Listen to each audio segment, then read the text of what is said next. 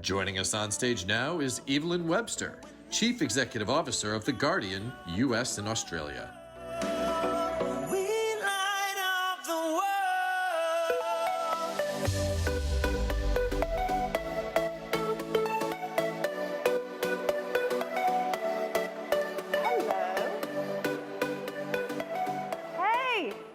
I'm on. I just realised I'm definitely on. I'm definitely on and very, very big on that video, on that TV screen. So, hello, good afternoon. It's wonderful to meet you all. Before I dive into an introduction to The Guardian and who we are and what we are and why we are here, I was doing my homework before I arrived. I thought, what's the connection, what's the parallel between The Guardian and Boston? And I found it. It's a really obvious one, actually. Not very far away from where we are today. Oh, it clicked on without me clicking it. That's really clever. Gave it away, didn't it? The Sons of Liberty, 250 years ago in 1773, they chucked 342 chests of tea into the Boston Harbour. That's about 46 tons. Don't know how many cups of tea that is, but needless to say, it's quite a lot. I'm British, if you haven't figured that out, and that feels very wrong on so many different levels. I can't tell you we like our tea. Just 50 years after the Boston Tea Party, The Guardian was born also out of protest. It started as a peaceful protest. It didn't end that way. The clue's in the title. It's called the Peterloo Massacre. But this was a protest of the common man who were also fighting the government for parliamentary reform. So that's why I draw a parallel between the Boston Tea Party and The Guardian with the Peterloo Massacre. So I think it's entirely appropriate that The Guardian is here with you in Boston, very close to Boston Harbour, to talk to you about who we are and what we do and our purpose. I promise you it's not all about protest, but it is quite a lot of it. Okay. So to introduce those of you who might not be terribly familiar with the Guardian brand, yes, we were born 200 years ago as a newspaper. Today, however, we are one of the largest English-speaking digital news platforms in the world. We have 170 million loyal and regular readers across the globe. 50 million of them are here in the United States, and 7.5 million are in Canada. Canadians love us, and we love Canadians too. We're known for lots of things, not least of all, of course, our investigative journalism. You may, of course, know that we broke the Snowden story a few years ago. More recently than that, we broke the Cambridge Analytica story last year. That's a story that I promise you will run and run and run. But, you know, we serve very sophisticated readers with very sophisticated tastes, and so we offer the whole package. We're also known beyond the investigative journalism for our sports coverage, particularly football, I mean soccer. We do have a very popular podcast, I'm sorry, it's called Football Weekly. It's very popular here in the States. And we're also known for our culture, arts, food, and lifestyle coverage. But so what? The success of The Guardian in America, and of course the success of The Guardian across the world, is a direct function of the strength and clarity of The Guardian's purpose. Our purpose is very simple: to uncover the facts, hold power to account, give voice to the voiceless, to bring them in from the margins, always with a clear sense of purpose and duty to our reader and the community that we serve. And there's one thing that I would say about The Guardian that I'll keep on coming back to, actually, over the next 10 or 15 minutes, but it really struck me when I joined the brand 3 years ago, is that we have a relentless, steadfast, unapologetic focus on our customer, on our consumer, on our readers. That reader centricity really does dictate and govern every single decision that we make as a business, journalistically, of course, but also commercially. Now, our ownership structure is very unique, and it does afford us the opportunity to put our readers first and foremost. We are held by an independent trust. Their sole purpose is to guard the editorial independence of The Guardian to ensure it is free from political or commercial influence. What it is not It is not a sugar daddy. We still have to find a way to underwrite the journalism. But it does mean that we don't have a billionaire owner. It means that we don't have shareholders. It means that we don't have a corporate enterprise pressuring us to maximize profit and return. We answer only to our readers. Now, The Guardian, for many, many years, has proudly asserted that we put purpose before profit, and indeed, that's absolutely true. But what I want to share with you this afternoon is our belief that putting purpose first can actually pave the way to profit, and that's what we've realised and enjoyed at The Guardian. We all know, don't we, that quality costs money. Quality products, quality services. Well, quality journalism is no exception. Of course, we have advertising. We love it. I'd quite like more of it. And advertising revenue continues to be a vital part of our business. And I'll be touching on ads a little bit more later. But a few years ago, we sat down as an executive team, a global executive team, and we realized that advertising revenue alone would not underwrite the journalism indefinitely. Indeed, to continue to grow The Guardian's impact across the world, we needed not only to grow advertising revenue, but also to introduce a new and diverse revenue stream. We needed to unlock meaningful reader revenues. So about 3 years ago, we launched a new strategic framework. It's called the Relationship Strategy. It's very simple. It's all about deepening our relationship with our readers, about moving them from anonymous to known, so that they felt engaged with the brand and felt compelled to underwrite the journalism that they loved. Many were skeptical. Many questioned whether this strategy would work. We indeed questioned ourselves on many occasions. But the success of The Guardian's relationship strategy is built entirely on the strength of the relationship that we have with our readers, which in turn is built entirely on the strength of our journalism. Through the journalism, you can see how we constantly remain true to our founding purpose and mission and values. And I just want to share very quickly 2 examples of that kind of content with you. The first is the Fight to Vote series. This is a 13, 14-month series. It started at the end of last year. It will run through the entirety of 2020. It really examines how voting rights are denied to thousands and thousands of Americans, particularly people and communities who stand to lose the most. The series is quite punchy. It asks some quite provocative questions. For example, it asks, how democratic can the United States really be when so many people are denied the basic democratic participation or right to participate, to vote? What's really important about this series is that we've sent our journalists out into the field across America, not just on the coastal regions, but inside America. They're sitting inside real communities and reporting on the stories of the impact of this on real people. Why does that matter? Because it resonates with our readers. Because this kind of journalism is authentic to our founding values of holding the powerful to account and to fairness. I want to remind you of the analogy I made at the outset about the Boston Tea Party. It wasn't fair. So many in America protested, so do we, to support the common man. The next example is very different, of course. It surrounds our coverage of the tragic shooting of 17 kids at Marjorie Stoneman Douglas School. Like many other high-quality journalistic institutions, we sent journalists down. They were on the ground in Florida reporting on that tragedy as it happened.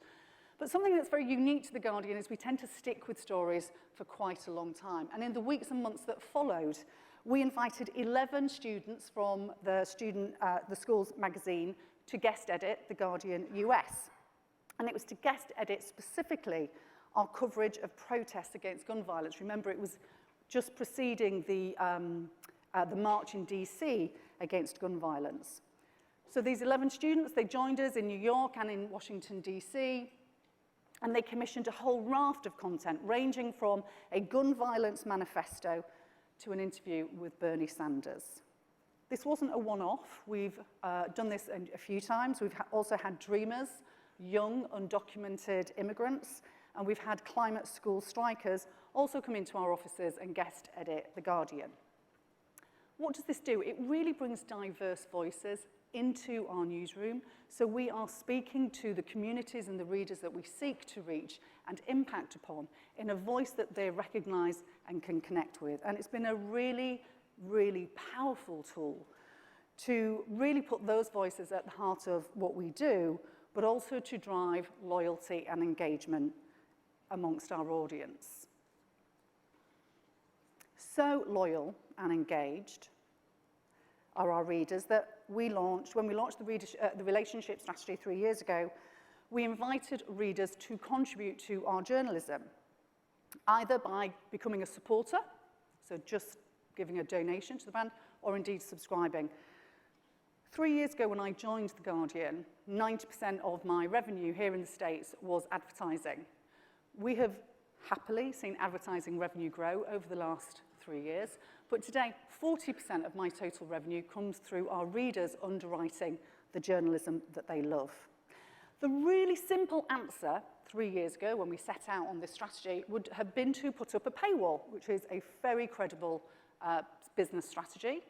We, however, looked again to our purpose, part of which is to give our readers across the globe free and unfettered access to quality journalism, whether you can afford it or not.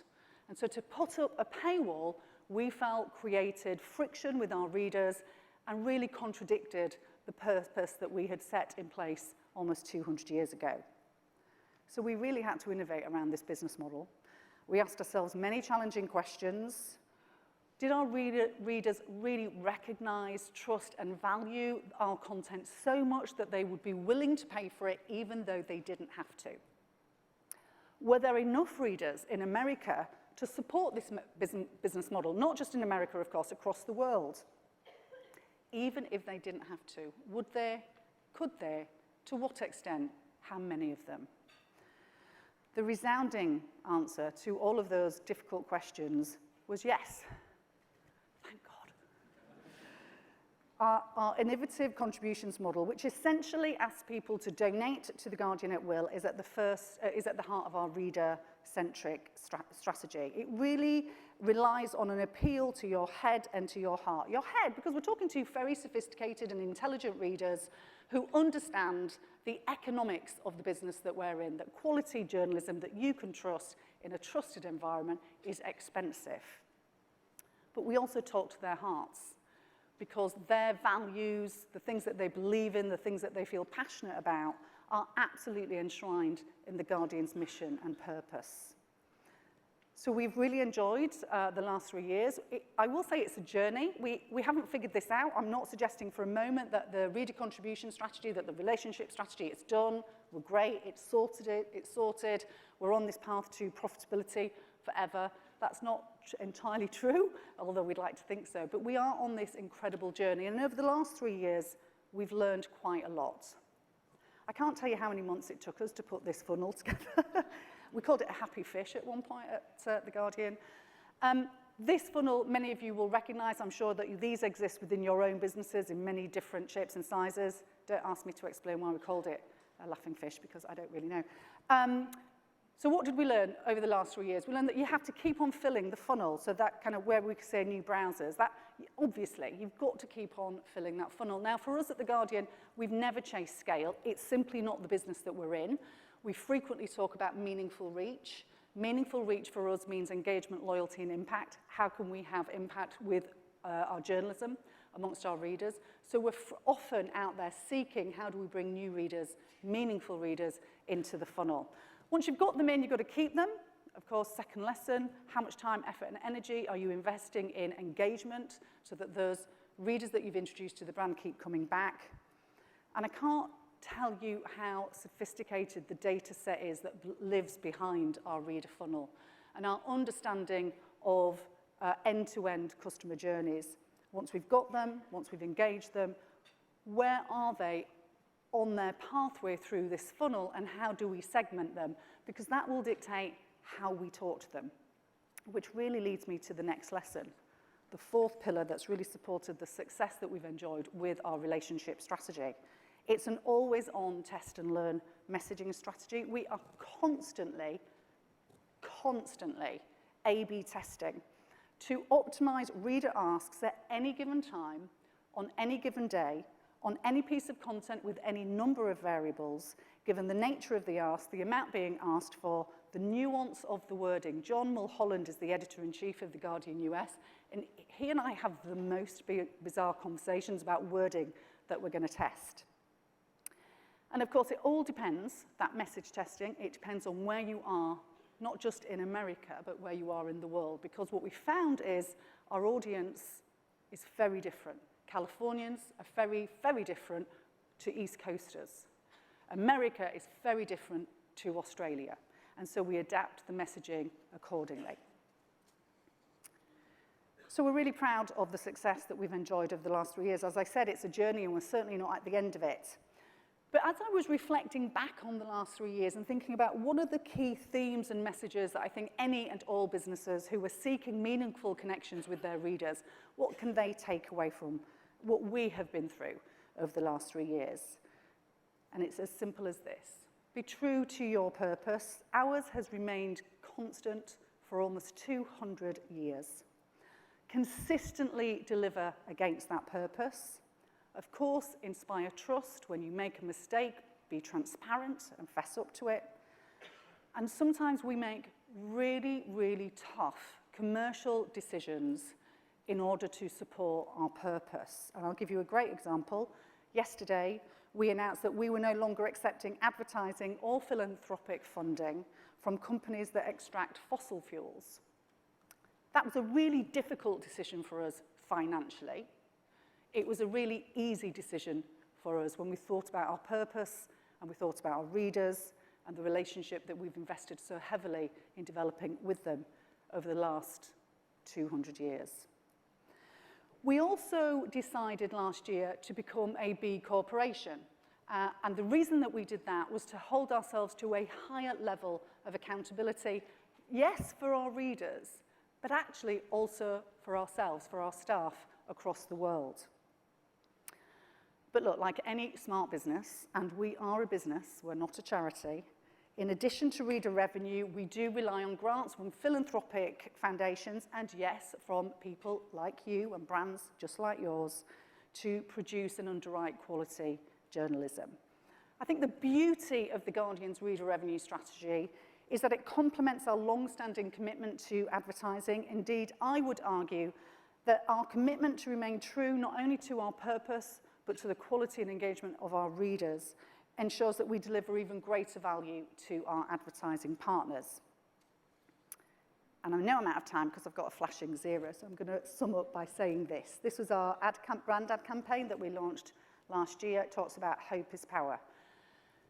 So I just want to close by saying to those of you who are in the room that are already partners of The Guardian, thank you for helping our journalism be a force for good, because that's how we measure success.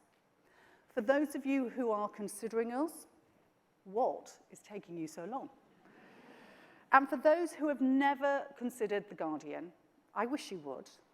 But if I can help you understand more about how being purposeful can really pay, I'd be thrilled to talk to you further. Thank you.